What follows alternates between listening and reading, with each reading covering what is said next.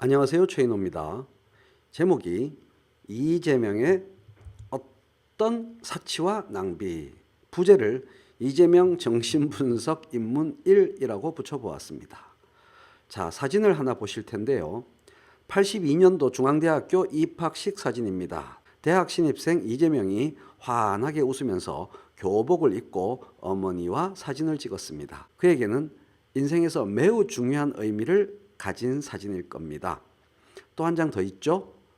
동상 옆 바위 위에 앉아서 어머니와 함께 이렇게 사진을 찍었습니다. 이런 짓을 왜 했을까요? 아무도 대학교 교복을 안 입었습니다. 언제? 1982년도에는 70년대 초중반이면 모를까 대학교 교복이라는 것이 무의미한 시대였죠. 찢어지게 가난한 집안의 자제인데 그는 왜 종로 2가까지 가서 그 비싼 대학교 교복을 맞춰 입었을까요?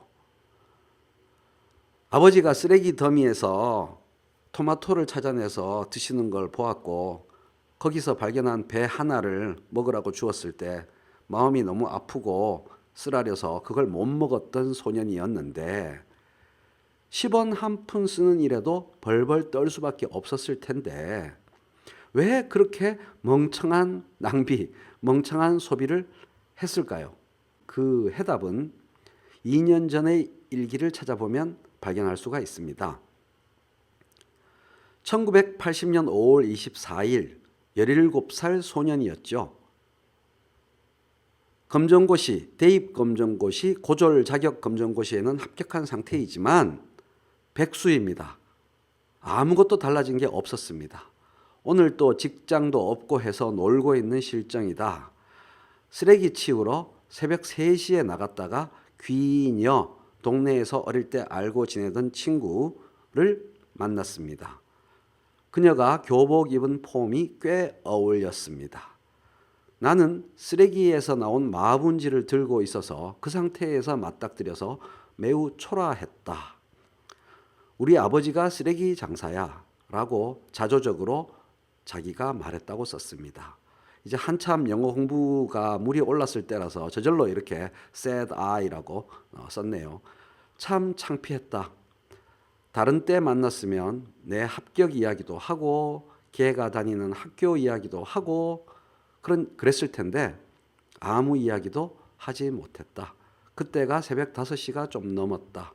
언제 또 다시 만났으면. 이런 일기를 보면 교복에 대한 그의 기억을 알 수가 있는 거죠. 이 기억은 대학 신입생 이재명에게 꼭 교복을 한번 입어보고 싶다라는 개인적인 바람으로 작용했겠지만 이제 50이 넘은 어른이 된 그에게는 어떻게 작용했을까요? 중고 무상 교복 추진이 어떻게 해서 나오게 된 것인지 이해할 수 있는 단초가 되죠. 지금도 곳곳에 존재하고 있을 소년 이재명들을 위한 그리고 그들의 부모님들을 위한 정책입니다. 성남시 청년배당 역시 마찬가지죠. 청년 이재명들에게 기운내라는 응원의 메시지이기도 합니다. 그래서 실제로 처음으로 과일을 사서 먹어보았다라는 청년의 감사 편지를 받은 일도 있었죠. 경기도 체육대회에서 그동안에 계약직 공무직원의 참가가 배제되어 있었는데 이런 차별을 그냥 넘어갈 수가 없었던 거죠. 검정고시 학원에 다니던 시절에 학생 할인을 받지 못하고 버스를 타면서 버스 안내원에게 수모와 차별을 당했던 그 기억 때문에 어떠한 차별도 그냥 넘어가지 못하는 그런 이재명이 된 거죠. 경기도청의 미화원, 안내원, 방호원들에게 충분한 제대로 된 휴게시설을 마련해 주려는 노력 역시 이러한 기억과 관련이 있을 겁니다. 이 외에도 여러 가지 가난하고 차별받는 서러운 사람들의 눈물을 닦아주려는 정책들이 나오게 된 것, 이게 어린 시절의 기억을 잊지 않고 있기 때문이 아닐까 생각합니다. 이재명만큼 어렵게 자란 사람들 이 땅에는 참 많습니다. 그리고 그런 환경을 극복하고 성공한 사람들 역시 적지 않습니다. 그러나 이재명처럼 그 가난과 그 차별의 기억을 어른이 되어서도 잊지 않고 현재 가난과 차별로 서러운 사람들을 위한 정책들을 펼치는 일에 온 힘을 다해서 매진하는 사람은 정말 드물지 않나 그렇게 생각합니다. 나의 소년공 다이어리라는 책이 나왔습니다.